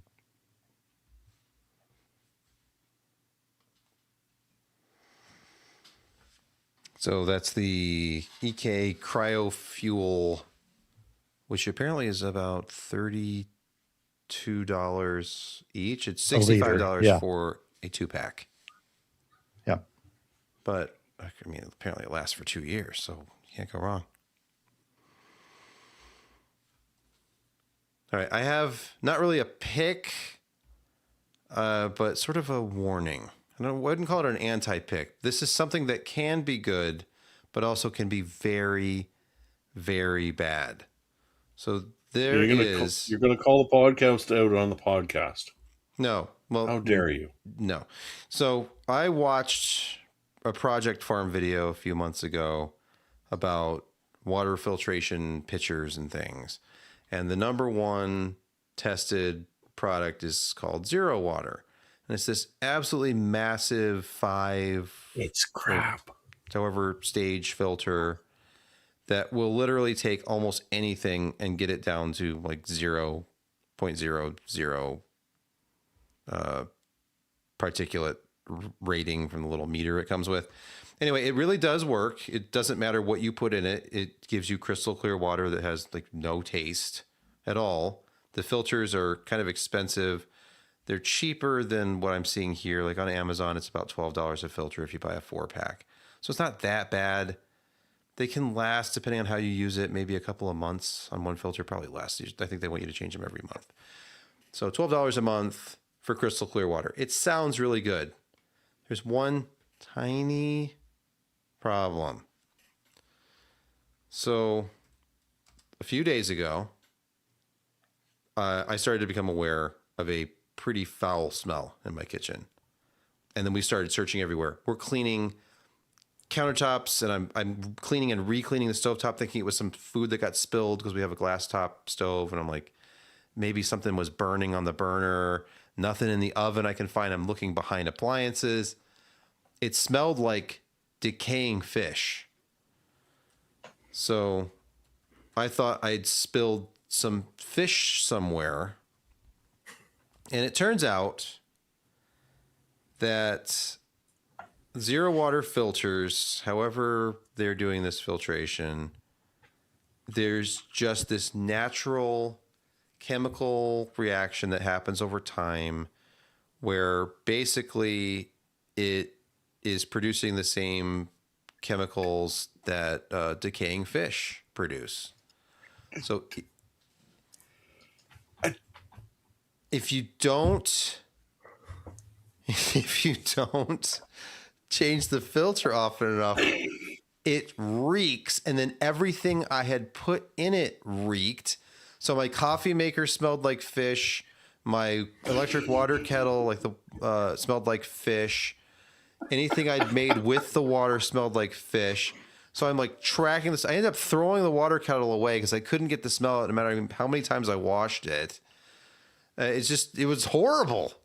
Once we got it all figured out and cleaned and I replaced the filter, it's fine. And now the water's coming out crystal clear and doesn't smell at all. But I took a sniff of the old filter. It was foul. It's going to happen again, right? So Like, you're just on a limited time before this reoccurs. yes. So it's Because I've left a Brita filter in the garbage for a long time, and it never did that.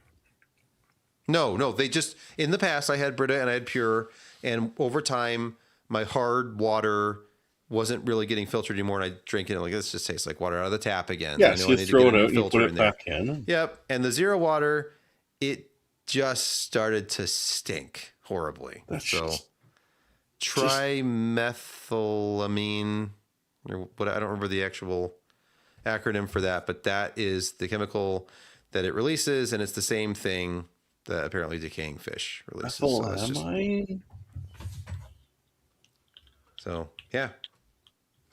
But if you replace it as often as you're supposed to, apparently it never becomes an issue, and that's great. Just make sure you throw it out. Yeah, you're try making your methylamine. local dump Yeah. smell even worse. I Yes. have a 4-pack. I told my wife I'm just gonna replace them every month. Whatever it is. I mean, my God, $15. think what you're doing to the mental health of the seagulls in Michigan. They're diving down into the dump thing and, this is a big deposit of dead fish, only to find your used water filter. Then they eat it and die. And Oh, that's, it's a seagull. There's more. All right. Well, on that note, and what better way than water filters that smell like decaying fish to end our podcast as the jazz music begins to play, and it's midnight right now as we record It's late. this. I've been Yeah. up since 5:15 this morning.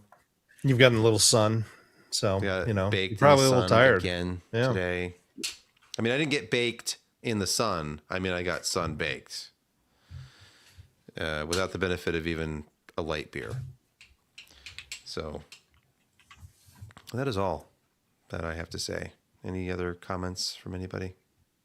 None. Merchandising, merchandising. We tried that once. Didn't work. Well, you bought some, so. Well, yeah, I mean that the whole $15 a month that the PC Perspective guys, actually got from merch. It was, well worth the time. Still waiting on those new shirts that Brett said he was getting us. Yeah. I don't know. These things take time. Plus, Brett, I mean, he's in and out of the Turkish prisons. You never know what's going to happen. And speaking of, apologies to anybody who has not been able to download the podcast lately. Apparently, the RSS feed has not been updated since May 6 or something. Somebody made that comment earlier. So, not sure what's going on there, but soon everything will be back to normal again. And at that time, everything will be back to normal again.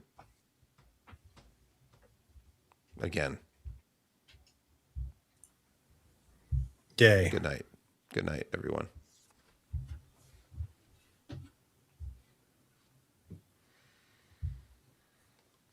All right. Recording is stopped. We're still streaming. It's after show time for a few minutes anyway. And yeah. So you didn't do it. Did you previously record your review? Or why didn't we want to cover it in this podcast? I did cover the review. Oh, He pulled the rabbit right out of his hat. I guess you did talk about it. I mean, you didn't do it as a review. It was just more of a CES. They released It's not worth a Okay. review, in my opinion. It's a terrible product because it has a terrible price. Hey, it's slower than the thing that it costs the same as, depending on where you're shopping. That was a marketing misstep by a large degree when they released the original 9070, but we repeat ourselves. So yeah, I didn't know what the feeling was out there about the card, and then I was kind of scrolling earlier and seeing that in some markets it's actually selling for more than the 9070. We're lucky here that we can still get it for $50 less, I guess, but it's ridiculous. The 5800X3D to me is the big story of the year, because now we can actually build a respectable DDR4 system without resorting to, apologies to Kent, without resorting to a potentially disastrous 13th or 14th gen Intel product. I don't trust it anymore because I've had it actually fail here. So when hand-selected, carefully tested and validated parts fail, because this wasn't just some Intel sample. This was a Falcon Northwest burned in and validated Intel sample that I was using in a Talon desktop to do the 14700K review and initial testing for 14th gen. And subsequently, I went to test again with the next launch, and it failed on me. And I swapped CPUs, and that one failed on me. So it could have been an issue with the board delivering too much voltage, but the CPUs themselves were drawing way too much voltage. And then I switched to the Asus Tough Gaming Z790 board that I did microcode testing on. I did a YouTube video about that. It's one of our best performing YouTube videos of the last decade, by the way. And it's ridiculous to me. I'm like, this is just literally me in my basement, just with no script, talking about a BIOS update and then showing benchmarks before and after the BIOS update. But that one, it did have significantly better behavior. Like the calls were lower. When you start looking into this, you see that the CPU will ask for so much voltage, and then the motherboard may or may not deliver that much voltage. And the calls, not necessarily with this one, it was better behaved on the 14th gen. When I was testing the 13900KS, and I don't know if I still have those results, the voltage calls were nuts. It was consistently asking, I think, for more than 1.6 volts. And with the latest microcode on those 14th gen parts, it was way down. But the performance was down. I absolutely just got I won the silicon lottery on that 13900 KS I've got, and I'm aware of that. Even just at a default BIOS setting, it never had crazy voltage calls. And I've got it undervolted quite heavily and overclocked to hell. But yeah, that one's just a golden sample, I guess. I don't know, but yeah, I can run 6.2, 2 cores and up to 5.8 if I really want to, but most of the there's no benefit to it. I just leave it at 6 2 cores and 5.7 all the P cores, and it's and I've got it set for 1.3 volts, and it absolutely perfectly that's fine the key. performance. The 1.3, Yeah. Yeah, that's totally fine. 1.5 Yep. and above is not. And a lot of these out of No. the box were doing that all the time. And this, Yeah, I know. This was a 14900K, which actually was a little bit better behaved than a 13900KS, and it roughly is the same performance. But after 0x12b microcode update, which I guess I did this about a year ago, and I know, Josh, I think your 3060 review still has a lot more views than this, but still 50,000 views for a video about microcode update. People were interested in this topic, and it was more stable. And my Z790 is the one Intel platform from that generation that I actually trust, because my Asus Strix board on older microcode potentially killed 2 CPUs. But because it's this weird thing where I have that board just in quarantine and the CPU's in quarantine, because the Z790 with the newer microcode is fine. Do I dare put the offending CPU in that one, or put the good CPU in the other board? I don't know. I just gonna let those lie. But You know what the best part about the 3060 review? yeah, They're releasing 3060 12 gig again. I know. So, It's suddenly we'll have to promote it like crazy, because the performance numbers aren't going to be any different. Maybe the games will be a little older, but You're going to have to revisit it, Josh. the 3800X3D, which, by the way, sorry, 5800X3D, we were never sampled. That was one where we got ignored. And then I was told, I don't remember exactly what the answer was, but AMD did send us a 5800X and 5700X, but no X3Ds, after I complained, and I got in touch with AMD and we had a discussion. So we have those representatives from AM4, but that's it. Anything else that I've ever tested from that generation, I had to buy. So when I was buying the X3D to test it, it was one of those things where I'm like, I bought it, I tested it, and then I sold it. And I think I did this twice. So actually one time I borrowed it. I borrowed a Falcon Northwest Tiki system, tested the 5800X3D, and I had to send it back. And then I bought a 5800X3D, tested it, and then I sold it. And that was back when resale value was good enough. I didn't only lost like, $20 or $30 or something. But now I actually need to get one again. So I'll have one on hand and can test it and make a DDR4 build in 2026 kind of a thing. yeah, I'm kind of interested. I've got 2 AM4 motherboards sitting with no system in them right now. They're just in their boxes in my closet.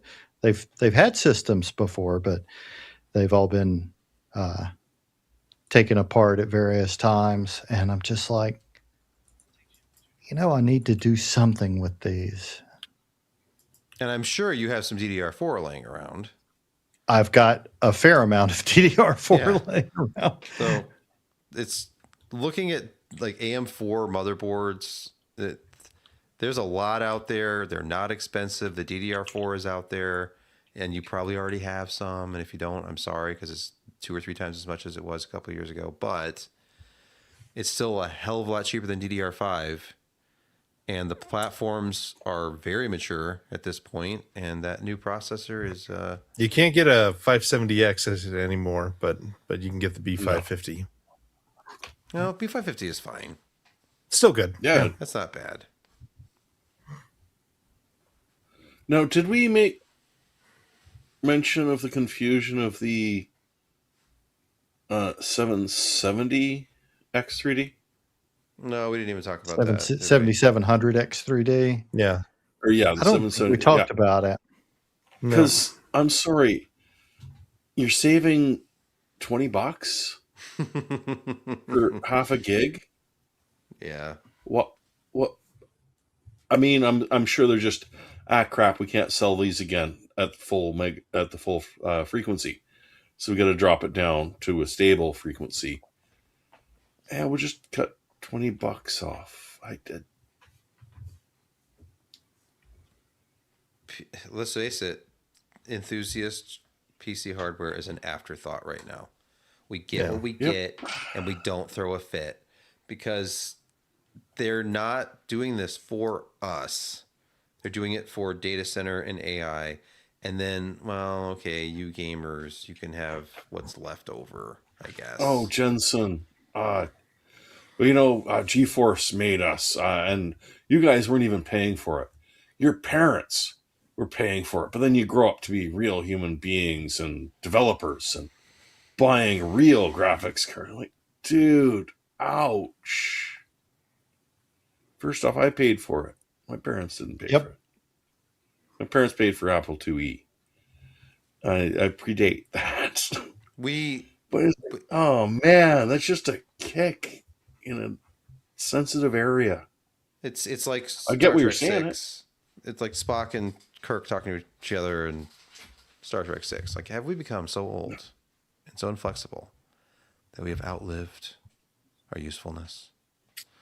And unfortunately for us, who remember building PCs back in the 486 era, yes, because that's not what they want anymore. They don't want you to think that you're saving money by buying all these components individually, putting them together, and then enjoying your system the way you want to enjoy it with the operating system you want and updates on your schedule and software that you want to run and actually own yourself in a box. Yes. No. You'll get the leftovers that we didn't sell the data center, and you'll pay 500% markups for it. It's like, seriously? I used to upgrade my system every 6 months. I didn't even make a lot of money. I had an okay job, but that was one of those things where I'd take my stuff, I'd sell it for whatever I could get for it on eBay, and I'd take that money and buy the next thing. Yeah. I was always subsidizing everything I bought by selling it for like 40% of what I paid for it just to buy the new thing that came out. And now I could sell the stuff I bought for my last upgrade for like twice what I paid for it used. Like I could sell it used and double my money. Yeah. And that does not make sense. No. And because of this, because it's all about money, we're doomed unless the freaking bubble bursts and then all of a sudden there's going That to will be make everything so much better. Yes. the prices When will it just does. fall off a cliff. So if you're speculating right now, if you're parting out systems and you're selling stuff off right now, do it quickly, get it all sold. Yeah. Because when the bubble bursts, you're going to be losing, you're going to be hemorrhaging money. You're going to be doing what I did during COVID. I was speculating on. I was an obsessive video game collector, and I have a whole bunch of retro systems and a bunch of old games and stuff. And I was stuck at home, and I was just like, I'm just going to start buying video games, and the value was just skyrocketing. And I later found that some of this was because of the whole like grading and auction scam that was going on, where the same people were buying and then auctioning games to their friends and other people that they were associated with. And suddenly Sounds like NFTs with extra steps. yes, exactly. It was like Mario that used to sell for 40,000 was settling for like 1.5 million and whatever, insane. So then the people buying games were just reaping the rewards. Like me, I was getting like PlayStation Vita games and then watching them go from like $60 or $70 to $200 each. Like, I'm going to retire on, these games. And then now the same game sealed is like $40 or $50 now. Right. So Hey, but don't That was worry. stupid. After the bubble happens and they stop being able to afford to make computer parts, you'll be sitting on a gold mine again. Although you might just be stripping those systems for gold. yeah, someday. Actually, gold is insane. I looked at gold recently, and it's never gone down. Like historically, it's like real estate. There are ups and downs, but if you look at the big picture, it's done nothing but accumulate value for the last century. Real estate is really where the money is now. yeah, Always they has don't make been. any more land. Nope. Well, China's sort of trying, but that's a different story. All right, I got to get out of here. It's 10:30. Yeah. I'm exhausted. All right, fine. Yeah. So much for the 5-minute. Thanks, post-show. guys. Thanks, everybody. Yeah. We're gonna take the stream offline, and Thank we're gonna you. turn off the computer and just be offline entirely. Thanks, guys.